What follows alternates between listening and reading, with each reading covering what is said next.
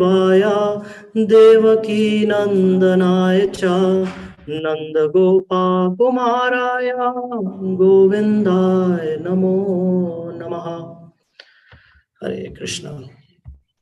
Reading from Srimad Bhagavatam, Canto 3, Chapter 22, verse number 9. Hare Krishna. So, kindly repeat once again. It's 3.22.9. 3.22.9. Priyavrto uttana pado swaseyam duhita mama anvichati patim yuktam vayah shila gun Priyavratottana padoho swaseyam duhitam mama anvichati patim yuktam vayah shila gunadibhi.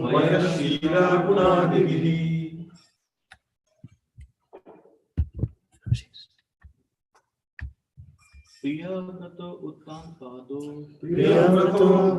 pado swaseyam duhita mama anvichati patim yuktam vayashila gunadibhi. Priyavrtana pado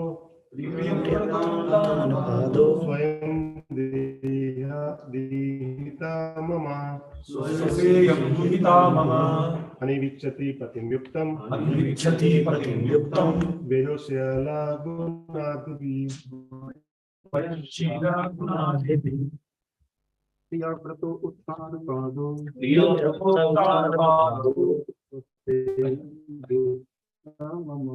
swaseyam duhita mama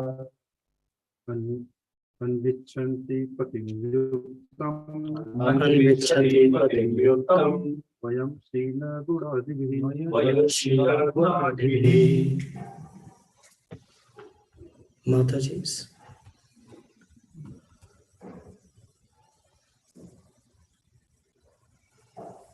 Priyavrtottana pado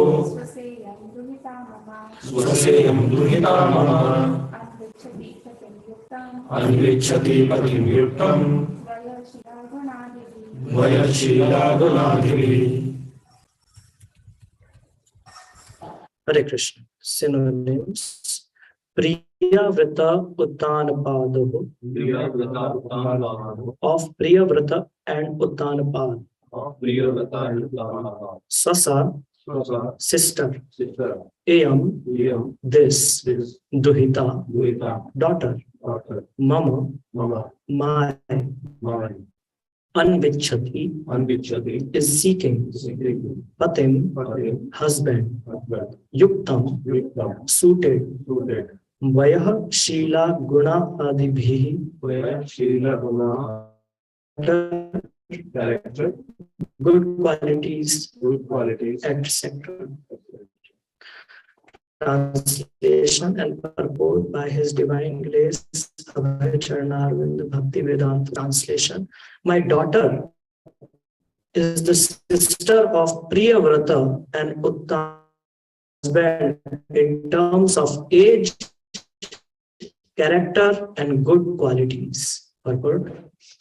The grown-up daughter of Swayambhuva Manu, Devahuti, had good character and was well qualified. Therefore, she was searching for a suitable husband just befitting her age, qualities, and character. The purpose of Manu's introducing kings was to convince the sage that the girl came from a great. She was his daughter and at the same time the sister of Kshatriyas. She did not come from a lower class family. Manu therefore offered her to Kardama as just suitable for his purpose. It is clear that although the daughter was mature in age and qualities, she did not go out and find her husband independently. Shri Shri Radha Gopijan Vallabh Bhagwan ki jai. Shri Shri Nitai Patit Pavan Gaur Hari ki jai. Srila Prabhupada ki jai. So once again, it is clear that although the daughter was mature in age and qualities, she did not go out and find her husband independently. She expressed her desire for a suitable husband corresponding to her character, age, and quality. And the father himself, out of affection for his daughter, took charge of finding such a husband. Hare Krishna. Om Agyantimirandhasya Jnananjana Shalakaya Chakshur Unmilitam Yena Tasmai Shri Guruve Namah. Namah Vishnu Padaya Krishna Prishthaya Bhutale Srimate Bhakti Vedanta Swami Tina. Namaste Saraswate Deve Gaurvani Pacharine Nirvishesh Shunyavadi Pashyatya Deshatarine. Jai Shri Krishna Chaitanya Prabhu Nityananda Shri Advaita Gadadhar Srivasadi Gaur Bhakta Vrinda. Hare Krishna, Krishna Krishna, Hare Hare, Hare Ram, Ram Ram, Hare Hare. Mukam karoti vachalam, anghum langhayate girim, yat krapatam aham vande, Shri Gurun Deenataranam, Paramanandam Madhavam, Shri Chaitanya Ishwaram. Hare Krishna. So once again, I really pray at your lotus feet that you please bless me so I could do some justice and words come out properly and proper mood. Trying to serve Srimad Bhagavatam on this very special occasion. This particular verse, it's like conversation under a conversation is happening, right? So Vidura and Maitreya Samvad is going on, and Maitreya Muni is describing the conversation between Emperor Manu and Kardama Muni in these chapters. And in this section, Emperor Manu is requesting Kardama Muni to accept his daughter Devahuti's hand in marriage. So the theme of this, from the chapter where it has started, it has revolved around the qualities of Brahmanas and Kshatriyas. And here the specific significance has come that Emperor Manu has tried to describe among all the good qualities of Devahuti, as one also that she is the sister of two great kings. I wanted to, in that context, wanted to speak about Varna Ashram a little bit and understanding of the significance of these two social orders. And then what are the lessons that we can draw from it, So what is the idea behind all the four Varnas? Then the purpose of Varna Ashram, so lessons we can draw. And then from the importance of ashram, see if we can connect few dots to the Kartik month that is going to start. Okay, so I was reading in the 11th canto, chapters 17 and 18 are where Krishna describes first the Varna Ashram and then the Varna Ashram Dharma. And first part of this is that Kardama Muni is being identified as a suitable husband for a Kshatriya girl. So the Kshatriyas, they when they look at Brahmanas, even though the qualities of Brahmanas are very contrary to the lifestyle of a Kshatriya, right? That they are not living in palaces. They are not in opulence, but the Kshatriyas, when they look at the Brahmanas, their understanding is very clear that this is a fit, very befitting match for my daughter. Why? Because they have very strong faith in the position of Brahmanas. Okay, so if you see Brahmanas, Krishna mentions here in the 11th canto, chapter 17, few qualities. I will only read the translations for the interest of time. Peacefulness, self-control, austerity, cleanliness, satisfaction, tolerance, simple straightforwardness. Very important one. Devotion to me, Krishna is saying, right? Mercy and truthfulness are the natural qualities of the Brahmanas. So Brahmanas are supposed to give the direction to the society. Okay, they are supposed to impart the purpose of human life. And that's why, irrespective of any Varna, ideally all the kids were sent to Brahmanas for education. And they would impart this purpose of life, and they would engage their disciples according to their svabhava.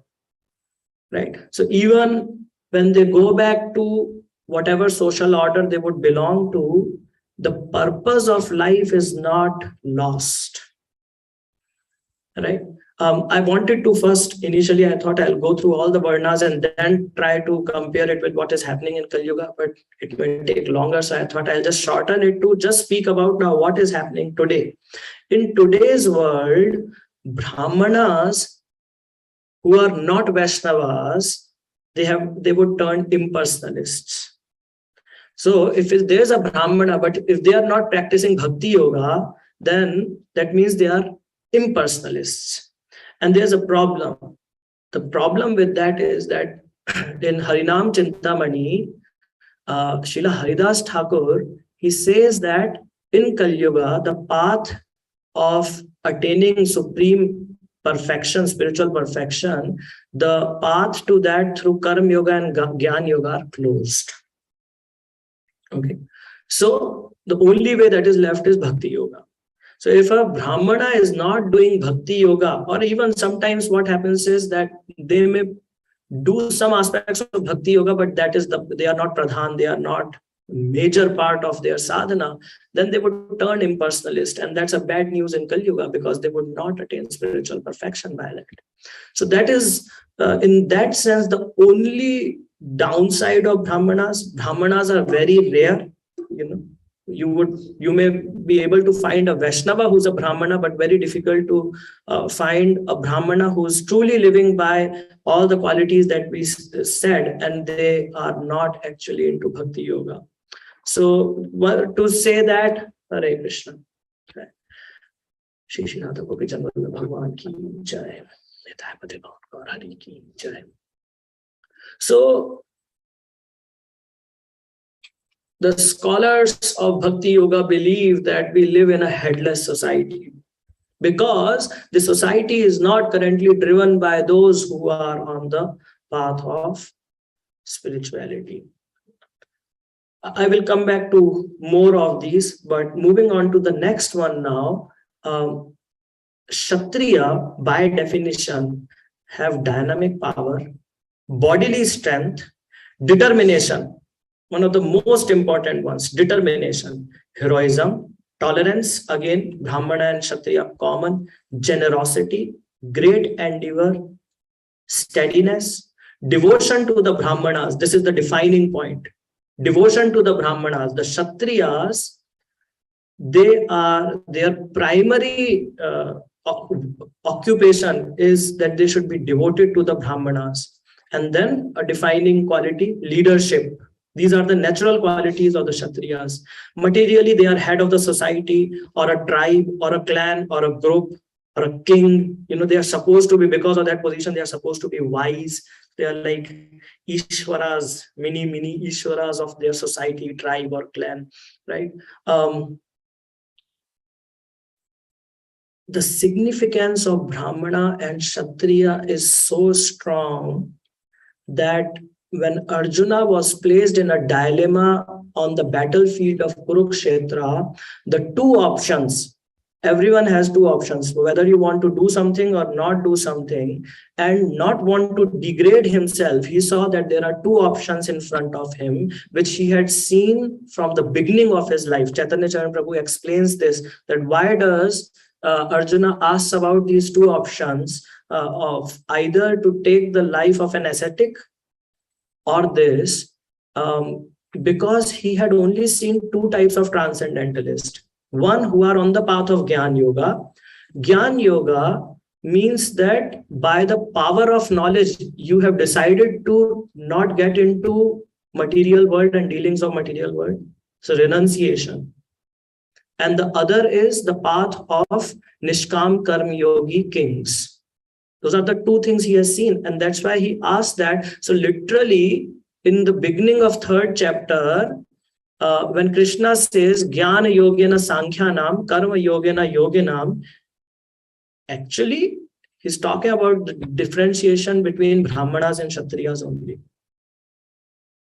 But because, as we are seeing, that these principles are not based on last names or families, they are based on the qualities, Bhagavad Gita generalizes that into Jnana Yoga and Karma Yoga. The fundamental principle, as we will see further, is that of understanding the purpose of Varna Ashram, that is to make it easy for everyone's spiritual journey. If that is missing, then there is no point of Brahmana or a Kshatriya. And that's why Krishna speaks on this, on the foundation of these two principles. Jnana Yoga and Karma Yoga. Jnana Yoga without Krishna consciousness is impersonalism. Right? And without Krishna consciousness, Karma Yoga, there is nothing called yoga, then it's just karmis, right? Who do not have the sense of God, then it's just simply karmis. So this theme is very significant, that Brahmanas or Kshatriyas, it's literally like either you get engaged in this world and you try to live your life on a transcendental platform as a bhakta, in Krishna consciousness, or you renounce from this, but you do not lose the spirit of Krishna consciousness. These are the only two paths which have sattva in it, right? Out of all the 4 social orders, we would hear that Brahmanas, the Brahminical qualities are those that are in sattva guna. And then Kshatriyas, there is sattva guna and there is rajoguna. Thank you, Guruji. Right? So these are the only 2 that are in sattva, that are done in knowledge. Okay. So there is one more downside, that is about the relationship of Brahmanas and Kshatriyas. This requires a special attention. I recently heard from somebody who is very closely studying general history and Varna Ashram, and they say that throughout the history, the relationship between Brahmanas and Kshatriyas has always been a relationship of tension. Has already shared this with some of you, right? So relationship of tension means that like a rope is there, right? If it is just lying loose, then there's no tension. But if it is being stretched from 2 sides, then we say the rope has tension. That kind of stretched tension is a very inherent part of Brahmana and Kshatriya relationship. And the best example of this, so why it is so? Because if a Brahmana and a Kshatriya, if a situation is put in front of them, how do they respond to it would mostly be different only. The Brahminical quality is of mildness, calmness, very non-confrontational. And Kshatriyas are like dynamic power and determination and leadership and, the protective and management and everything. So what happens is that perfect example for this is Yudhishthir and Bhima, because Yudhishthir was on little more on Brahminical side and Bhima was a little more on the Kshatriya side. So any situation appears, right? Bhima would always be like, kill him, destroy him, this, that. And Yudhishthir will be like, mind. We should also consider this. We should also consider that. But the good quality, a Kshatriya is a good Kshatriya if they understand the authority and the supremacy of Brahminical quality. So Bhim will always comply to Yudhishthir, knowing him to be and thoroughly convinced that his Brahminical thought is actually supreme. So when Brahmana and Kshatriyas, they will work, right? They would always be this, that, somewhere the Kshatriyas disagree, but they know that, okay, we have to bow down to the Brahmanas.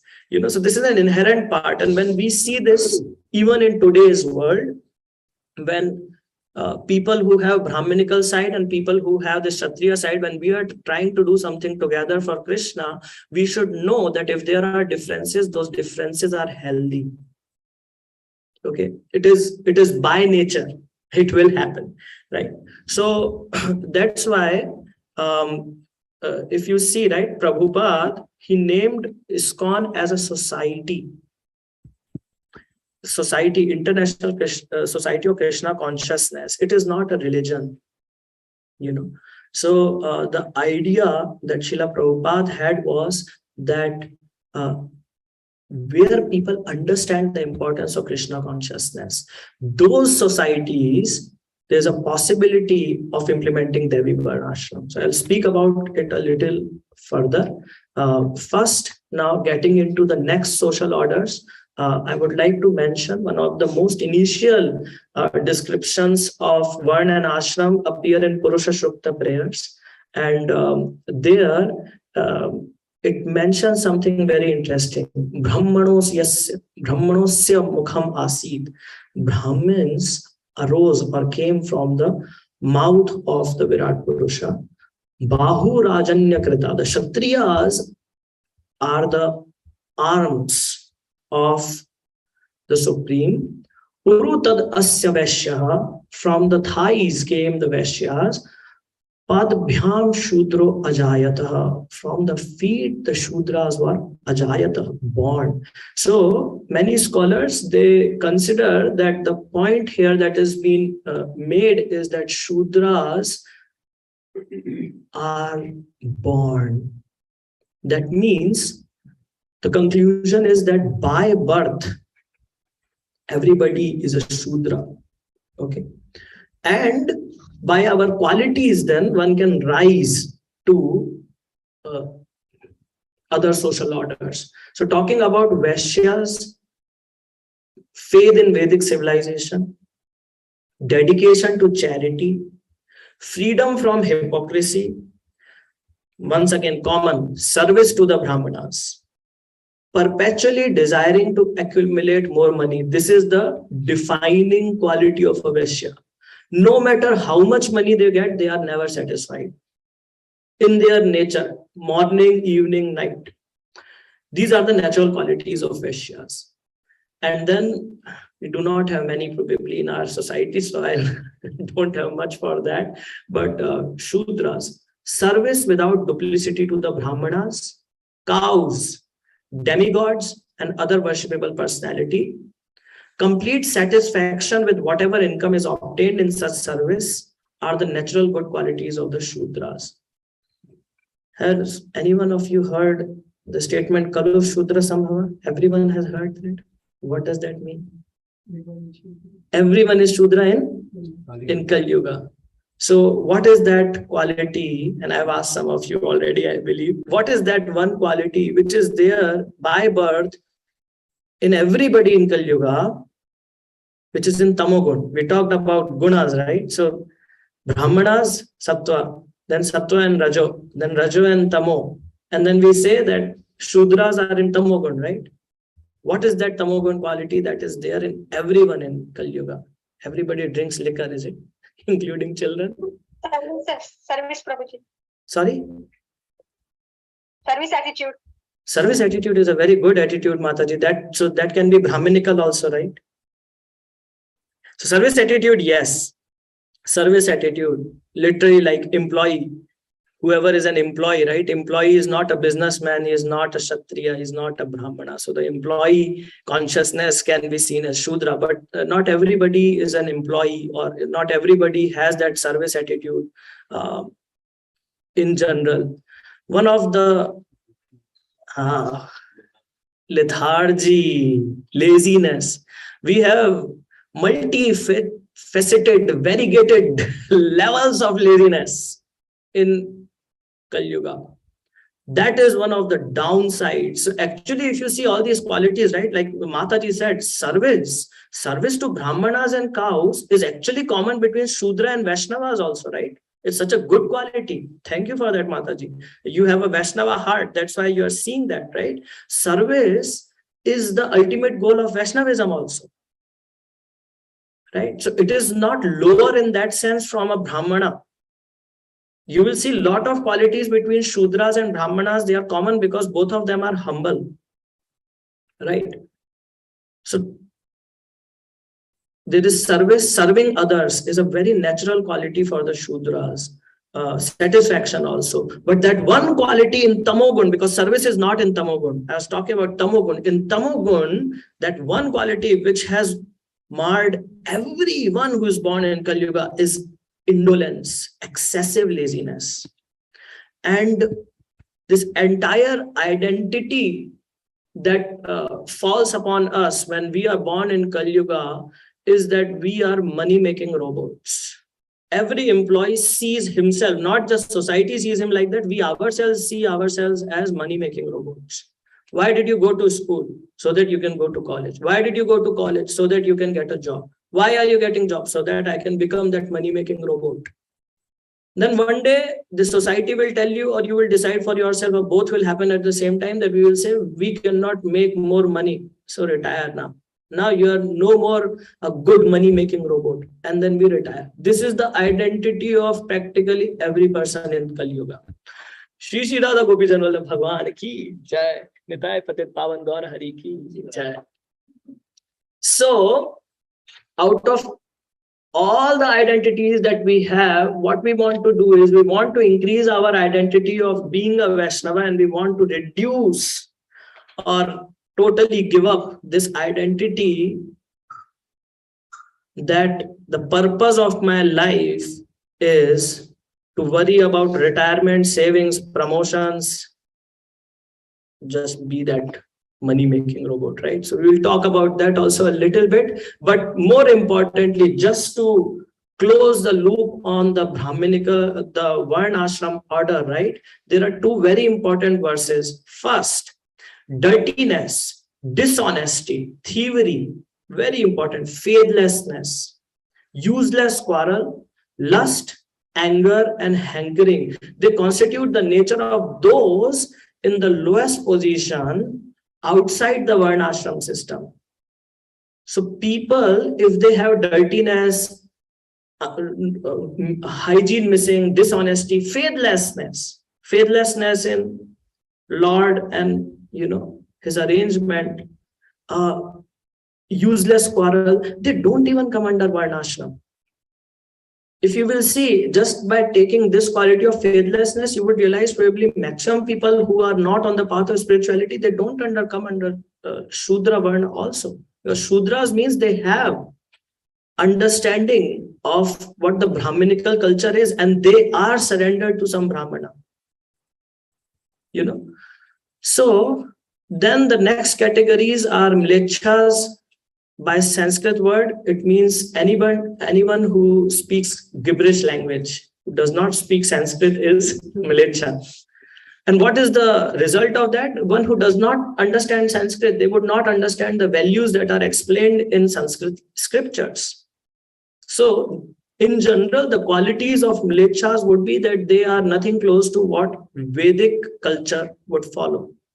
If Sanskrit is not there, then Sanskriti cannot be there. Right.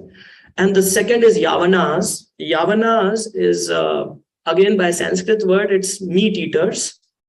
And then because meat eating is sometimes very closely tied with the religious beliefs that come in Quran, actually in Al-Baqarah, it's said that after every 40 days, you must eat meat. So it is sometimes Yavana word is very closely used with Muslims, So because there is no faith in Vedic ideologies, a lot of their even rituals are very directly opposite to what Vedic ideologies. So we come back to try to understand, okay, those who have faith now, right? All our qualities are very much aligned with Vaishnavism. One thing that we have to give up is laziness. That is the most important, and take up to determination. Okay. I have seen many people in my life who are employees. They behave very badly with many people, but because their boss is fine with that, they are able to get away with that bad behavior. This is not an option. This is not an option for Vaishyas. Businessman cannot do it. You cannot run a shop and not follow some of the values of integrity, of, speaking nicely with everyone, be very pakka, very determined on some of the good qualities. You cannot function without that in the society because nobody will come to you. So Shudras have this leeway of being lazy and non-deterministic, and they can still survive. But as soon as somebody thinks of, no, I want to do a business, they would realize that they will have to become very pakka on some of the basic, very, not even spiritual, even at a materialistic level, some of the qualities. That determination, right? So this determination, when a Shudra gives up the idea of laziness and takes up to determination, if they don't have knowledge, they take up to business. I want to make money. If I give up laziness, I have decided I'll give up laziness. What will you do? I will make money. That is the first idea that comes in mind, right? As soon as I decide to give up laziness, if there is spiritual knowledge, sattvic, then one may think of selfless service to the society, leader of some this, that, and may reach a Kshatriya position. But the most congenial and recommended and in line with our spiritual purpose is to try to take up Brahminical qualities. And Sattva is not something that only it's a prerogative of Brahmanas. It's not like that. The 21st verse, so I was reading from 17th verse, the 21st verse of 11th canto, 17th chapter says, non-violence, truthfulness, honesty, desire for happiness and welfare for all others, freedom from lust, anger and greed. These constitute duties for all the members of society. These sattvic qualities are not just that, oh, if this is there, then you are a Brahman. This is something that everybody can follow. Welfare of others. Everybody can do their Varna, be in their Varna situated, but have the consciousness of serving others. So this is recommended. So when we give our laziness, what should be our goal? The first and foremost is that we should give importance to spirituality. And primary one of them is reading Srila Prabhupada's books. The spiritual lethargy that we have, if we want to give up, we have to give up, right? If you want to progress on the path of spirituality, you should know your biggest enemy is laziness. And if you want to give that up, then better it be for the topmost reason. And the best way you can benefit yourself is if you will read Srila Prabhupada's books. Devotional service under the guidance.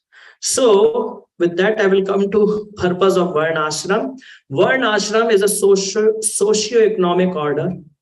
It is an order of the society. It is not the topmost priority. It is supposed to support those people who are surrendered to the idea of spiritual progress. And it can only exist between them. Varna Ashram is supposed to make our lives easy and our path of spiritual progress easy. But if the spiritual connection is missing, then it does not even matter why we would consider about Varna Ashram. So Varna Ashram is not a society dependent on anything other than a self-sustaining community which is centered around cow. So Varna Ashram can only exist when that society exists around cow. Cow brings that self-sufficiency to any society. So Brahmanas serve the cows, Vaishyas serve the cows, and the Kshatriyas are supposed to protect the Brahmanas and the cows. Okay, it's like Krishna has said that I created Kshatriyas only for the protection of Brahmanas and the cows. Right? And those who are non-deterministic, whose general population, they are supposed to then serve those who are determined. So these three are the only ones who are determined. Brahman, he is spiritually determined. The Kshatriyas, they are spiritually and materially determined. And Vaishyas, they are materially determined. Whoever is not determined, they are all Sudras or lower, right? So there is actually a very strong connection between how Vaishnavas are initiated and the spiritual, the qualities of a Shudra.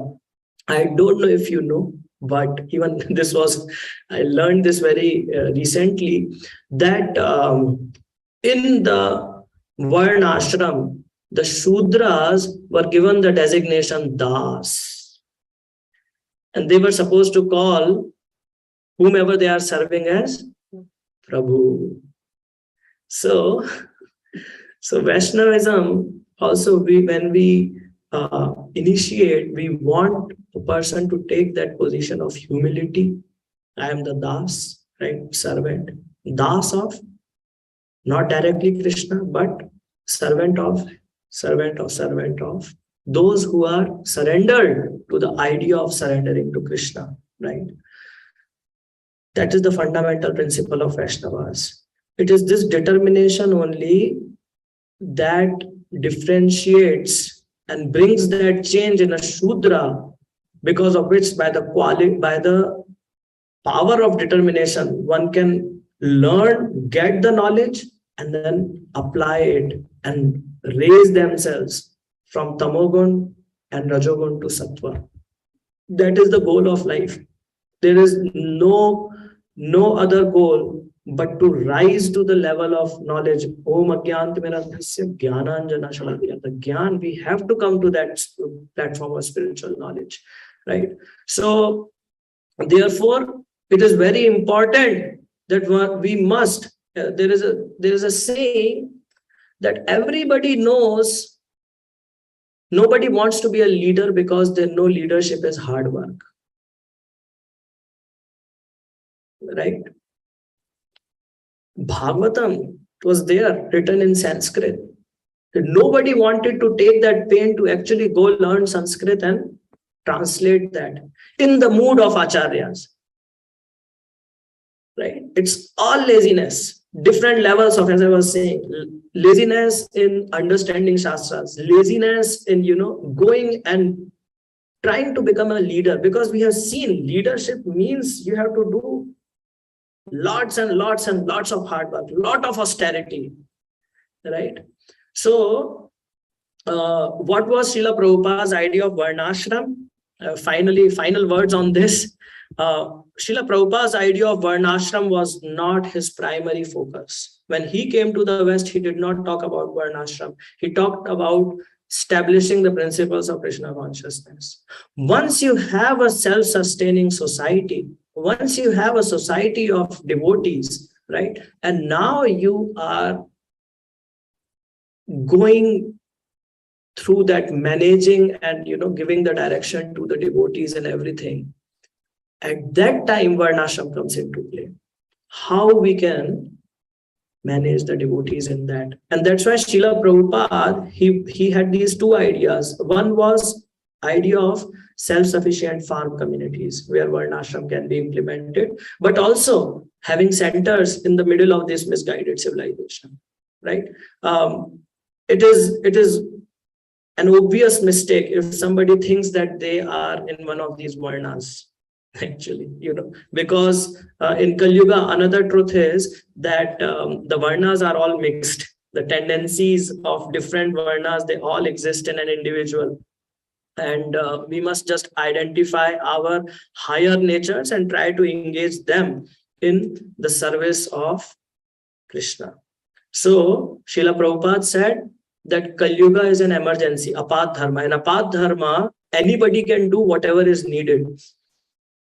So Vaishnavas, unless we are very inspired and something is manifesting where a self-sustained community will come up, which is centered around cows, the idea of Varna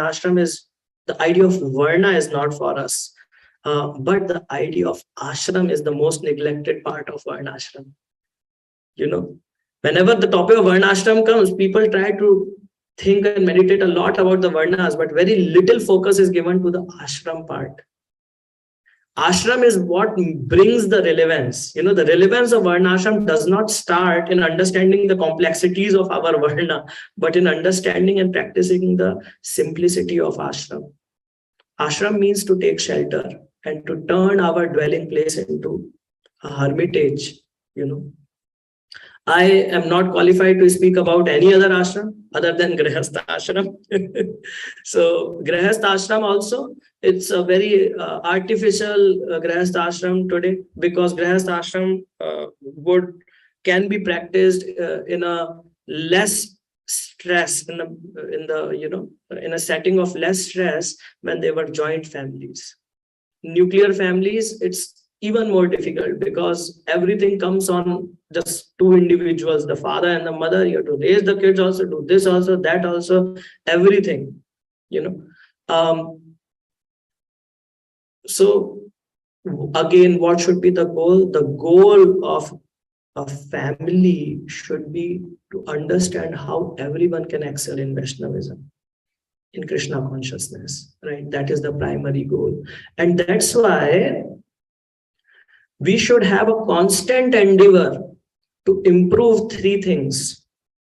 First priority, health. There should be a constant endeavor to see how my health is and what can I do, what new habit I can take to make myself healthier. It could be taking up healthier habits, sleeping early, waking up early, taking our dinners early, what to eat, what not to eat, even in all the things that are okay to eat, what is my metabolism, how is my health, so what kind of food suits me better. And you will see this very common in all the serious devotees. They start with there are so many devotees, they only eat like bajra roti or something, some they just eat once a day, some they only take millets. So that is just cultivating healthier habits. There's a constant endeavor for that, and this is the first priority. The second priority is sadhana, constant endeavor to improve sadhana. How can I improve sadhana? How can I improve reading Prabhupada's books? How can I improve hearing? How I can improve chanting? Many a times, one of the most commonly sought reason is no time, busyness. So just want to share a quick thing about it, that if you had, let's say, a flight at 2 a.m. in the morning, 99.99% of us will not miss it. We will make it, right? So getting up at even 12:30 or 1 a.m. or 2 a.m. to catch a flight, we are sufficiently motivated, so we are able to do it. That means the problem is not that I don't have time or I cannot wake up or this or that. The problem is we are not sufficiently motivated. When a person is sufficiently motivated, we make time for things and we do it. Let's say you are saying you are running very, very busy. You don't have time to do XYZ thing in spirituality. And suddenly you realize that your driver's license is expiring. You will make time to go and get your driver's license. So the problem is not time or busyness. The problem is you are not properly motivated. So if you want to be motivated for spirituality, you should go to a mall and talk to some shopkeeper there. They will say, well, Prabhu, why don't you read Srila Prabhupada books? No.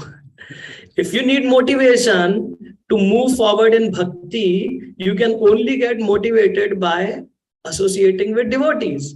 Who else will motivate you for bhakti, right?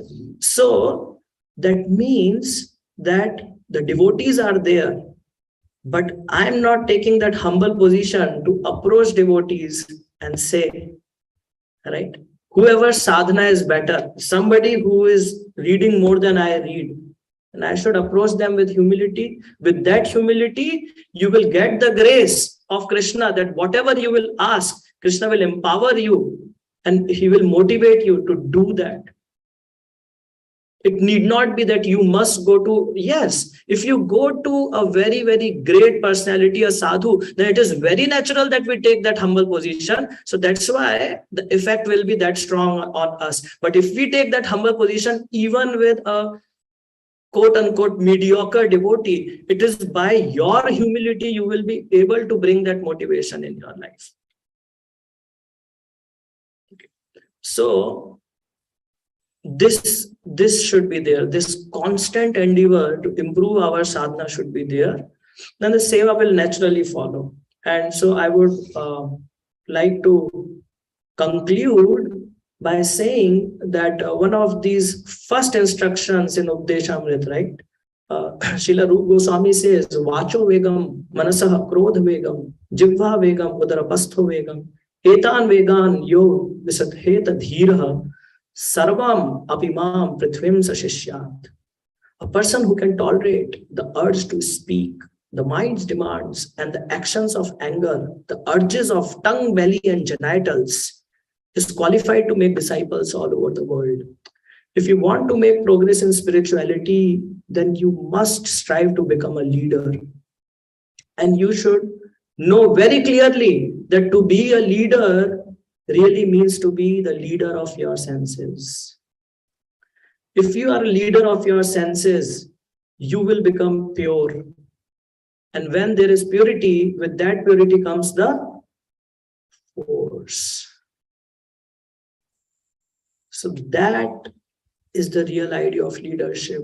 The idea of leadership is not to find somebody whom I can control and get that false feeling of a Kshatriya or a Vaishya that I am the controller. The idea of leadership is that if you want to progress on the path of spirituality, then you have to become a leader of your senses. Take that control.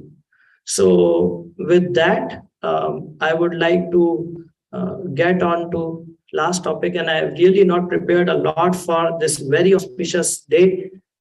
Today is Sharad Purnima and the Kartik month is starting. My only meditation is that when we want to improve our sadhana, then we have to intensify, like we said, right? Once in a while, if you have to get up to catch a flight at 3 a.m. in the morning, you can get up. But it will become difficult for you if you have to catch a flight at 3 a.m. every night. It will become difficult for you. So this is how mind works. You can take these deterministic actions for short periods of time. That is possible. And that's why we see that people come on Mangal Aarti on Janmashtami, on Nityanand Trayodasi, on all the special occasions, because we are able to push ourselves. So Kartik Maas is that month where we can take a longer vow, a vow longer than a day, right? And motivate ourselves to do something that we always wanted to do, increase our reading or increase our chanting or take some other vow and try to do it for a month. And then don't stop. If you can, if it has become part of your daily sadhana, then keep it. Keep it, right? So last 2 points on that. First is the rubber band example. It is, I have heard it from a couple of sages, some of them saints actually outside Krishna consciousness. But so like there's a rubber band, and if you hold it like this, right? So let's say the one end on the top is activities in Krishna consciousness, coming to temple, taking darshan of the deities, being in this consciousness that is there in the temple, and the other is my home. What happens is, one consciousness is that most of the time my consciousness is around my family, my activities, my this, that, and once in a while I take this rubber band, I go there, and then I leave, and I come back over here. Other can be that my consciousness is always revolving around Krishna, around temple, around my deities, and once in a while I have to go take care of my material needs, and then again my consciousness comes back here. This is the shift of consciousness that we have to do ultimately. And so there can be a lot of ways we can take some vow in this Kartik Maas. My personal vow is that I want to do this, that I want to have this rubber band consciousness where my consciousness should stay with Shri Shri Radha Gopijan Vallabh. Can I take their darshan every time that curtain opens? Or at least twice? If I cannot do that, then at least once in the morning, once in night when Damodar Ashtakam would happen. Or something, somewhere I have to take that vow that at least I will try to do that, and let my consciousness at least for this 1 month be centered towards Shri Shri Radha Gopijan Vallabh. That, wherever I am, I would go do that, but then my consciousness should come back here. That is there. And now the last point. We are not supposed to be money-making robots. The nature of a living entity is that we are the givers and receivers of love. That is our original position. And to think that two Jivatmas can have love between them without the sense of Paramatma is an illusion. It is moha, it's attachment. That does not exist. So the real love, we understand that exists, that a person can give and receive, it actually exists with Prema Purushottam. Who is Prema Purushottam? Krishna. Krishna is Prema Purushottam. He is the God of Prema. He taught this world the act of love through the villagers of Vraja. They were willing to do anything and everything to serve Lord Shri Krishna. This is the most evolved concept of God realization. Similarly, Lord Shri Krishna interacted with every living entity in Vrindavan. Deers, peacocks, cows. Such living interactions are goal of Bhakti Yoga. It is the essence of Sharanagati or Prema Bhakti, love of God. When one relates with God having no motivation other than love or without any interruption, such a relationship is very relishable because there is no expectation other than love. Such loving descriptions are scattered in throughout the Vedic literatures, but especially in Bhagavatam and Ramayana. When our senses, mind, intelligence, and ego are engaged in doing what they are supposed to do with a heart filled with love for God, then that is the perfection of our sadhana. So with that, I would like to stop here, beg forgiveness if I have spoken outside my adhikar, and for my mistakes, I beg humble apologies. Hare Krishna.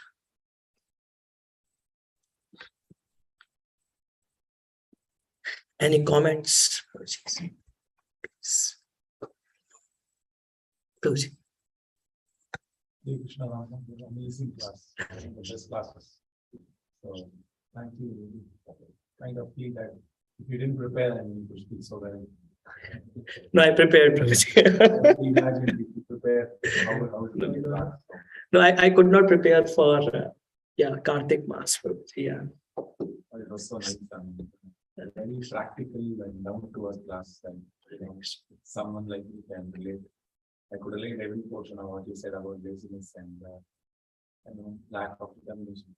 I just had one question, a couple of questions, and then one comment. So you said that Sudra is lazy. So my understanding from you is that the Sudra is very active in the sense that I can understand a Mlecha to be lazy because he lacks anything in the Shastra, is outside the rules.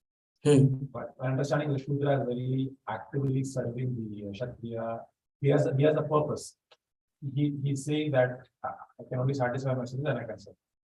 Right. So and we can see that there are carpenters, or there could be road workers, or they're very active. They're not lazy. They can do hours of work, but they might be unregulated.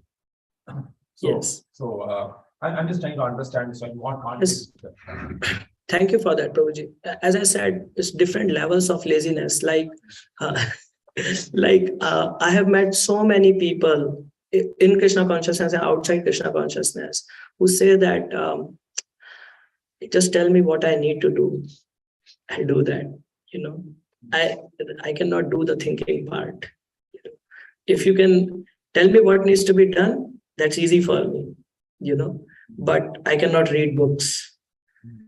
I cannot be determined. So it could be spiritual lethargy in that sense that, everyone has the ability. Everyone has the ability to be determined. But we just don't want to do that. So it's not physical laziness, but more of intellectual laziness, and then definitely spiritual laziness. Right. So in that context, and then another thing that I have seen is that if you are determined, right, you will definitely become a leader. Determination is that stops one from doing that. And mostly the reason why somebody is not determined and all that complications is because they are too attached to sense gratification and staying in comfort zone, right? So if there is a tendency of staying in comfort zone, I see that as a sort of laziness.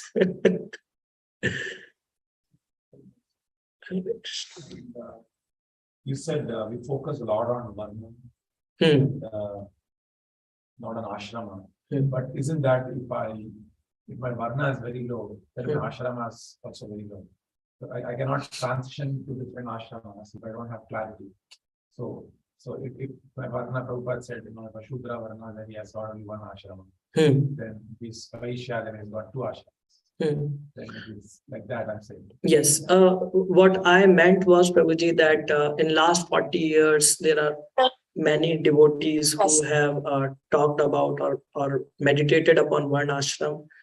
In that, I heard and I agreed with one devotee recently saying that we have focused a lot on understanding Varna and how something based on Varna can be established, but not so much stress has been given on figuring out and spending our time and effort in understanding Grihastha Ashram and Varna and Vanaprastha Ashram and how they can be benefited by the understanding of Varna Ashram. So that focus has been more on Varnas and not so much on cultivating Grihasthas and preparing them for Vanaprastha. That was one observation, and I felt yes. Yeah, I mean, I agree, directly, but my understanding is that the transition is difficult for me or for anyone. If my Varna is very low, if I'm still on the level of Shudra, then I cannot think that I need to go to Vanaprastha. So because I think, like you said, I very nicely said comfort zone. I like to be in the comfort zone. And so I don't want to shift because ashrama is basically I'm shifting my circumstance. I'm changing my circumstance wholesale. And if I'm intellectually lazy, like you mentioned, if I'm very not determined, then I don't want to step out of my comfort zone. That's yes. So it's the way I understand it, that they're related, is it not? Let me say it this way. If I had to worry about, see, I get two types of questions in my mind. One is, what is my Varna? And one is ashrama. Focus many a times is more on Varna, understanding what my Varna is, and not so much on how I can cultivate Brahminical qualities in my ashram. I understand. The purpose of ashram, right? Is my home really an ashram? Can I, even with my limited resources and my limited whatever sabhav I have, when I speak about Varnashram, am I really focusing on the even the first 2-3 points that an ashram must have somewhere there? So you're saying like we are spending too much time on pocketing ourselves into something instead of seamlessly evolving. Yeah. Alex. Thank you again for all of you. Thank you for listening. Online Zoom. Online Zoom, does anybody have any comment? Hare Krishna. Thank you very much for Hare the wonderful class. Thank you. Thank Hare you, Krishna. Mataji. Hare Krishna. Granth Raj Srimad Bhagavatam ki jai. Srila Prabhupada ki jai. Gaur Bhaktavrind ki. Thank you. Hare Krishna.